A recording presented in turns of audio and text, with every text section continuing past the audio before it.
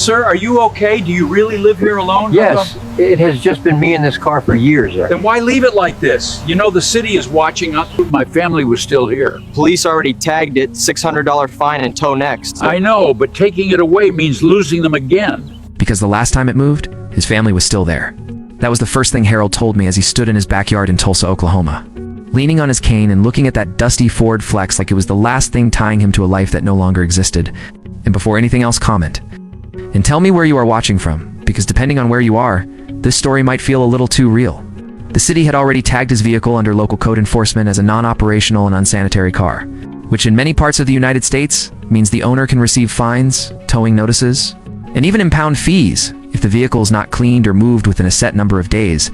In his case, it was a $600 fine and a 10-day warning before they could tow it away. And for a 92-year-old retired mechanical engineer living only on Social Security, that is not just a fine, that is a real threat to what little stability he has left. But what the city saw as a violation, I saw as something else entirely. Because when I opened the door of that car, it was not just dirty, it was filled with the kind of neglect that tells a deeper story.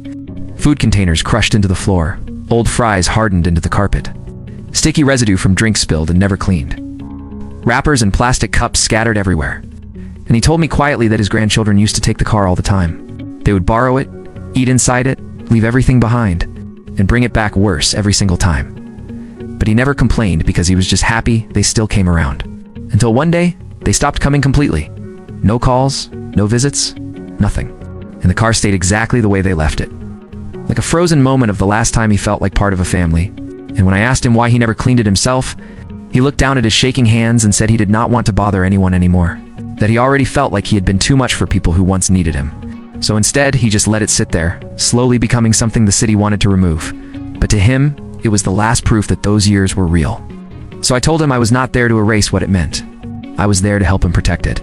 I started by removing the trash carefully, not rushing, not throwing things away without asking, vacuuming years of dirt out of the carpets, wiping down every surface, bringing it back to light piece by piece, cleaning it with respect instead of just cleaning it for the sake of making it look new. And as the car slowly changed, I could see something change in him too. He stood a little straighter.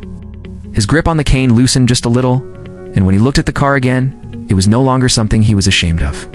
It was something he could remember without feeling abandoned. So if you think people like Harold should not be left to face fines and losing their memories alone, like this video, share it with someone who still checks on their parents, and tell me in the comments what you would have done if you were in his place. Because sometimes saving a car is really about saving what someone has left. And maybe God allows some memories to stay, not so we can hold on to the past, but so we do not forget what truly mattered.